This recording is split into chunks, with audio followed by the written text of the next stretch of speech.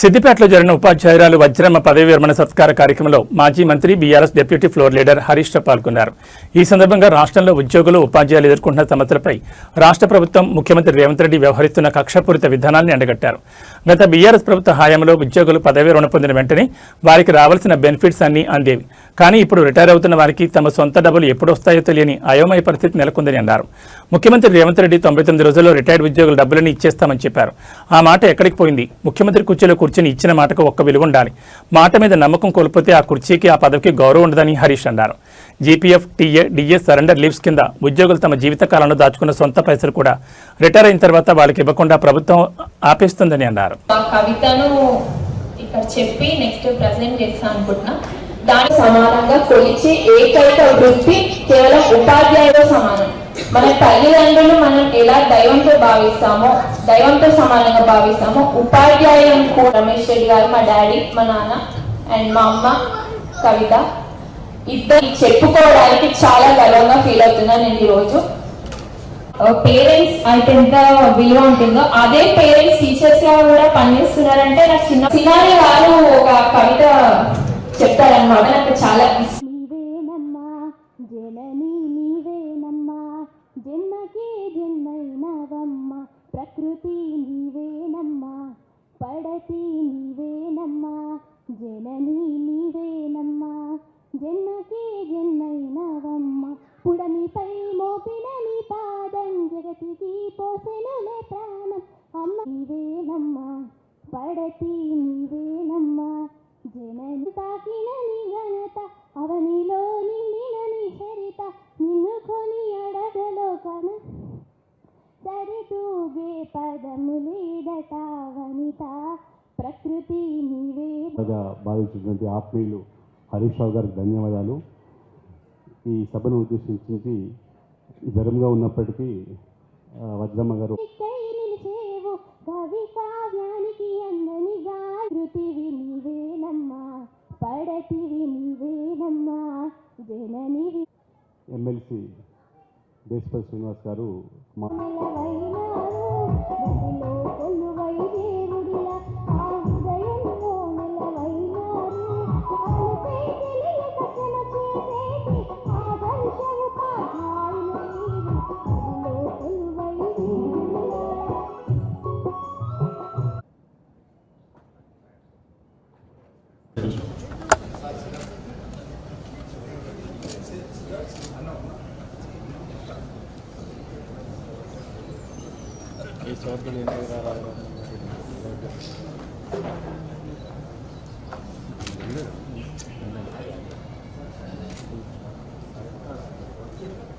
ఒక్కసారి చప్పట్లతో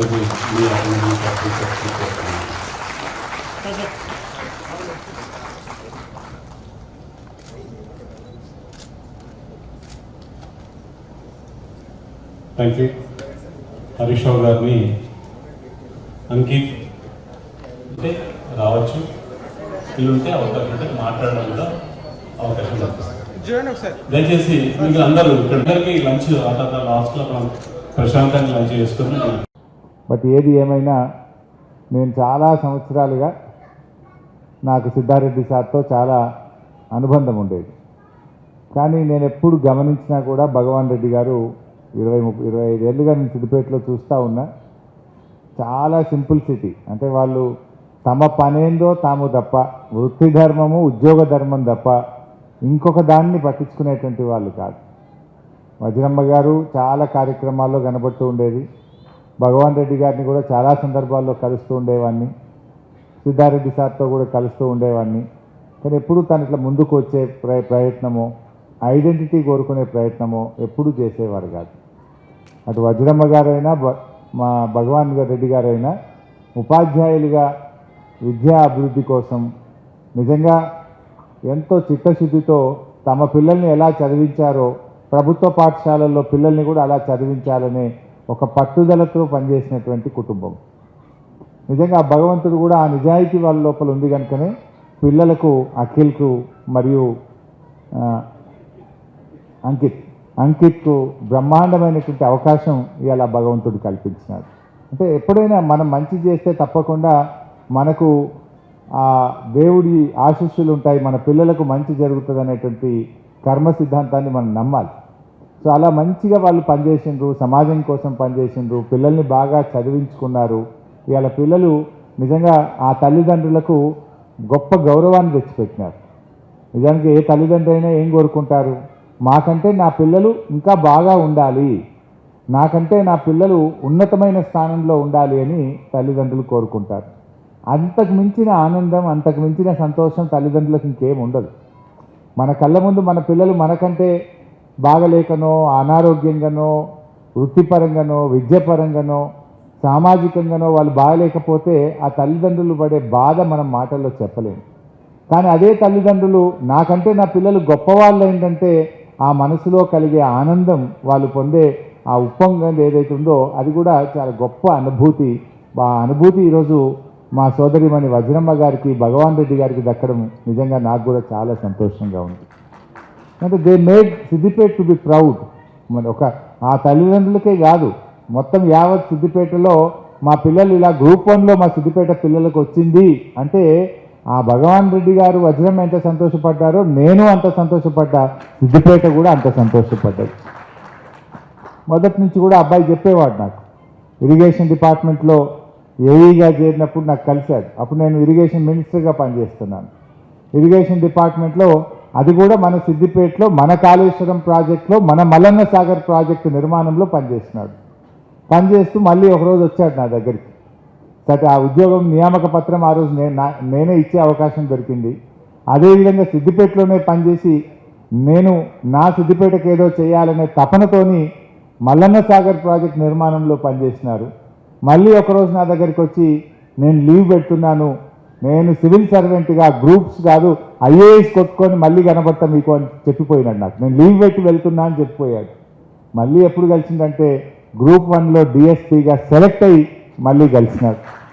ఇన్ఫ్యాక్ట్ నేనే ఫోన్ చేసిన, నాకు విషయం తెలవగానే ఫోన్ చేసి కంగ్రాట్స్ పెట్టా అంటే వస్తున్న అంకుల్ మిమ్మల్ని కలుస్తా అని చెప్పి వచ్చి కలిస్తే నిజంగా ఐ ఫెల్ట్ ప్రౌడ్. అంటే ఆ తల్లిదండ్రుల క్రమశిక్షణ, తల్లిదండ్రులు ఎట్లా పెంచిండ్రు పిల్లల్ని అనడానికి కూడా మనం వాళ్ళను వజ్రమ్మ, భగవాన్ రెడ్డి గారి నుంచి మనం నేర్చుకోవచ్చు. అంటే పిల్లల్ని ఎంతో త్యాగంతో, పిల్లల్ని పద్ధతిగా బాగా చదివించి కష్టపడి పిల్లల్ని చక్కగా పెంచుకున్నారు కనుక పిల్లలు బుద్ధిమంతులైనరు, ఇవాళ గొప్ప ఉద్యోగస్తులుగా ఈరోజు రావడం అనేటువంటిది మనందరికీ, వారి కుటుంబానికి, మన సిద్దిపేటకు, మనందరికీ కూడా గర్వకారణం.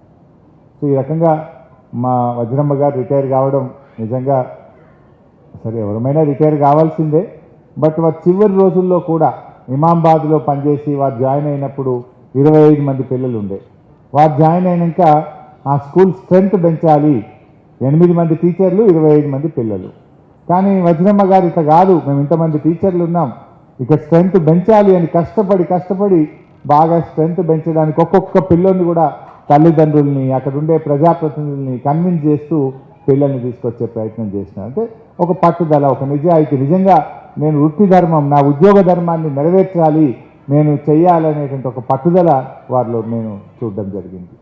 సో మరి వారు ఈరోజు రిటైర్ అవుతున్న సందర్భంగా వారికి నేను శుభాకాంక్షలు తెలియజేస్తా ఉన్నా. ఇంకా ఇప్పుడు మంచి టైం, ఇప్పుడు పిల్లలు బాగా సెటిల్ అయిండ్రు, భగవాన్ రెడ్డి గారు ఎప్పుడో రిటైర్ అయిండ్రు.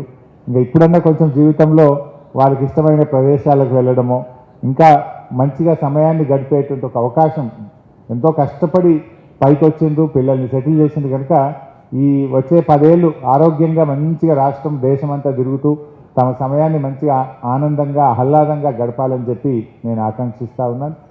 అదేవిధంగా ఇలా రిటైర్ అయితే జనరల్గా నమ్మకం ఉండేది, డబ్బులు వస్తాయి, ఎంతో కష్టం. అదే డబ్బులు అంటే ఫ్రీగా వచ్చేది కావు, వాళ్ళ జీతంలో కట్ అయిన పైసలే వాళ్ళకి వస్తాయి. ముసలితనాల్లో ఏమైనా రోగాలు, నొప్పులు వస్తే పనికి వస్తాయని జీపీఎఫ్లో దాచుకున్న పైసలు, లేకపోతే ఇంకా టీఏలో, డిఏలో సరెండర్ లీవ్ పైసలు, లీవులు వాడుకోకుండా ఒక్కొక్క లీవును కాపాడుకుంటే ఆ వచ్చే పైసలు, వాళ్ళు కాపాడుకున్న పైసలు, వాళ్ళు దాచుకున్న పైసలే వాళ్ళకి వస్తాయి, ముసలితనంలో ఏదైనా పనికి వస్తాయి అని. కానీ ఇవాళ ఏమైపోయిందంటే నమ్మకం లేకుండా అయిపోయింది. మరి మా భగవాన్ అన్ననేమో బీఆర్ఎస్ గవర్నమెంట్ ఉన్నప్పుడు రిటైర్ అయ్యిండు, పైసలు వచ్చేసినాయి. కానీ వజ్రక్క ఇప్పుడు ఈ గవర్నమెంట్లో రిటైర్ అవుతుంది, ఎప్పుడు వస్తుందో తెలియదు. అంటే ఎట్లా అయిపోయింది పరిస్థితి అంటే మనిషి మీద నమ్మకం లేదు, మనిషికి విలువ లేకుండా పోయింది, మాట మీద నమ్మకం లేకుండా పోయింది. ఎందుకంటున్నా అంటే ముఖ్యమంత్రి గారు మనం ఎప్పుడో అన్నాడు 99 రోజుల్లో రిటైర్ ఉద్యోగులు అన్ని డబ్బులు ఇచ్చేస్తున్నా అన్నాడు. అది ఏమైంది? ఒక కుర్చీలకి ఉన్న గౌరవం, అది వ్యక్తులు ఉంటాం పోతాం కానీ ఆ కుర్చీ గౌరవం తగ్గద్దు. ఆ కుర్చీలో కూర్చొని ఒక మాట చెప్తే అది నెరవేరాలి. అది నెరవేరితేనే ఆ కుర్చీకి గౌరవం, ఆ మనిషికి విలువ, ఆ మాటకు విలువ. లేకపోతే ఆ రెండు పోతున్నాయి. ఈరోజు మన సిద్దిపేటకి ఓ రోజు వచ్చి ఇక రైతు బంధు ఇవాళ వేస్తున్నాం 45 రోజులు